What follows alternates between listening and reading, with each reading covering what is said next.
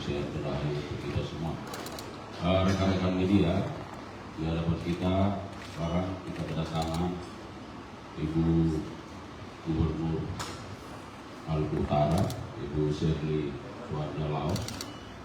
Pada kesempatan yang baik ini, beliau melakukan kunjungan silaturahim kepada Bapak Jaksa Agung. Tentu, sebagaimana kita ketahui bahwa sebagai gubernur, barangkali kita semua mengikuti bagaimana perjalanan dari Ibu ini dalam memimpin Provinsi Maluku Utara, ya. Walaupun masih singkat, tetapi banyak aktivitas, banyak kegiatan yang kita bisa pantau, monitor di lapangan tentunya. Oleh karenanya, rekan-rekan media, kita akan simak apa maksud dan tujuan dari beliau melakukan kunjungan silaturahim ini, dan tentu bagaimana keterkaitannya dengan proses pembangunan di Maluku Utara. Untuk itu, kami persilakan kepada beliau. Terima kasih Pak. Selamat pagi, selamat menjelang siang rekan-rekan media. Jadi kunjungan saya hari ini sebagai Gubernur Provinsi Maluku Utara bersilaturahmi dan juga berkonsultasi dan minta arahan juga dari Pak Jaksa Agung tadi.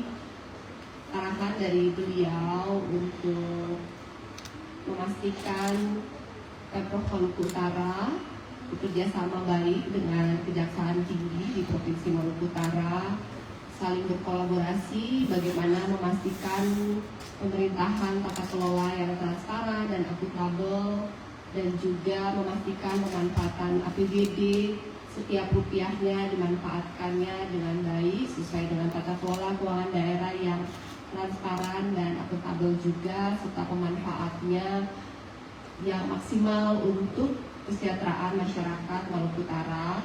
Dan kami sepakat bahwa pencegahan lebih baik daripada penindakan, dan ke depan dalam pembuatan Pergub maupun SK kami akan terus berkonsultasi dengan pihak kejaksaan sehingga kami bisa mendapatkan legal opinion yang terbaik untuk memastikan kami Pemprov Maluku Utara selalu ada dalam koridor hukum yang benar. Itu saja arahan dari beliau, dan kami mengucapkan apresiasi dan terima kasih atas penerimaan dan welcome yang sangat baik. Semoga semua arahan dan nasihat dari Pak Jaksa Agung bisa kami implementasikan untuk memastikan pemerintahan Maluku Utara berjalan dengan akuntabel dan transparan. Terima kasih. Baik, terima kasih Bu Gubernur. Barangkali ada pertanyaan dari rekan media. Selamat. Bu, ini kan akhir Mei jihad dari Tempo, Bu. Kemarin kan Mei baru 100 hari nih, Bu, ya. Nah, Maluku ini kan dikenal dengan kekayaan alamnya, tapi berdasarkan data BPS ini kan kemiskinan di Maluku mencapai 6,32%, Bu. Nah, gimana sih Bu langkah Ibu ke depan untuk mengatasi itu? Sementara Maluku juga dikenal dengan kekayaan kayak nikel, gitu. Terima kasih, Bu. Ya, terima kasih pertanyaannya.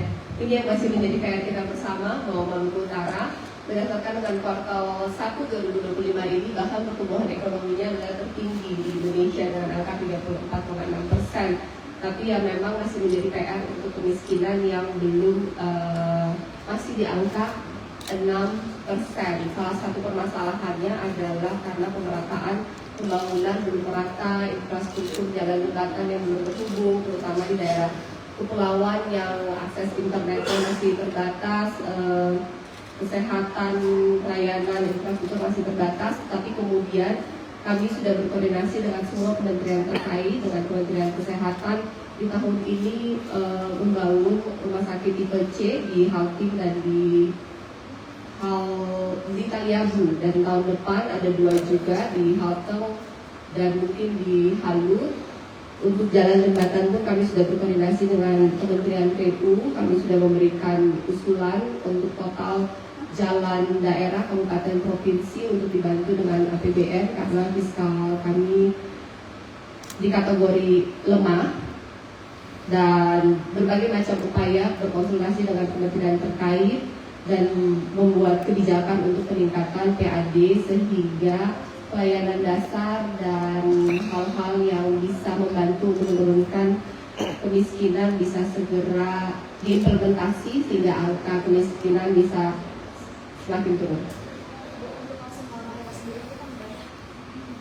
Banyak aktivis lingkungan yang mengkritik soal banyak industri nikel ibu yang menyebabkan banjir. Nah itu apa ke depan ibu akan mengevaluasi lagi perusahaan-perusahaan itu atau bagaimana Bu? Ya, memang semua perizinan dan kewenangan ada di kementerian, tetapi pemerintah provinsi di Maluku Utara daerah kami memastikan bahwa semua harus dilakukan good governance, good tata kelola yang baik untuk pertambangan. Semua limbahnya harus dilakukan sesuai dengan SOP dan AMDAL yang berlaku. Kami setiap kali ada komplain kita akan turun karena kadang komplain pun harus berdasarkan data. Jadi semua sesuai data. Jika memang ada hal-hal yang melanggar aturan akan ditertibkan. Saya selalu berpesan kepada semua pihak swasta di dunia pertambangan bahwa Maluku Utara membutuhkan investasi untuk meningkatkan ekonominya, tetapi pastikan tidak merusak lingkungan dan pastikan bahwa pertumbuhan ekonominya dirasakan merata untuk masyarakat lingkap tambang khususnya. Baik, saya kira sudah jelas. Satu lagi ya. Satu lagi. Izin Bapak Ibu, saya Sela dari Kompas.com. Mau bertanya, ini kan tadi disebutkan kalau di Maluku Utara itu kan nanti akan ada proyek-proyek yang menggunakan APBN. Apakah mungkin boleh disebutkan Bu, itu proyek di mana sih? Apakah untuk pembangunan jalan atau pembangunan rumah sakit? Mungkin kalau sudah ada bocoran angka APBN-nya kurang lebih sudah ada berapa? Dan ini kan kalau kita lihat sejarahnya, Maluku Utara sayangnya sempat menaruh catatan hitam ya dari ex gubernurnya Maluku Utara Abdul Ghani almarhum. Apakah juga kerjasama hari ini kunjungan ke Kejagung ini, apakah juga untuk memitigasi tidak terjadi itu atau seperti apa sebut? Ya, kunjungan di sini untuk memitigasi untuk tidak terjadi hal-hal demikian. Saya juga baru di bidang birokrasi dan pemerintahan, jadi saya secara terus-menerus berkonsultasi bagaimana untuk memitigasi hal-hal yang di masa lalu supaya tidak terjadi lagi. Kemudian untuk proyek-proyek APBN yang masuk di Maluku Utara, untuk dari Kemenkes itu ada rumah sakit tipe C di 2 kabupaten tadi masing-masing di angka 150 miliar. Kemudian ada sekolah rakyat dengan rencana akan masuk pembangunan di tahun ini 2 titik masing-masing 200 miliar.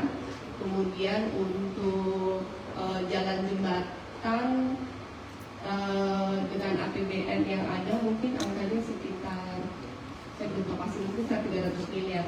Tapi kami membawa usulan jalan provinsi dan kabupaten ke Kementerian PU sebesar 8 triliun. Mudah-mudahan diakomodir secara bertahap. Baik, saya kira cukup ya. Terima kasih. Baik, terima kasih Bu Gubernur. Sukses terus dalam perjalanan memimpin pemerintah dan daerah di Maluku Utara. Terima kasih untuk negara.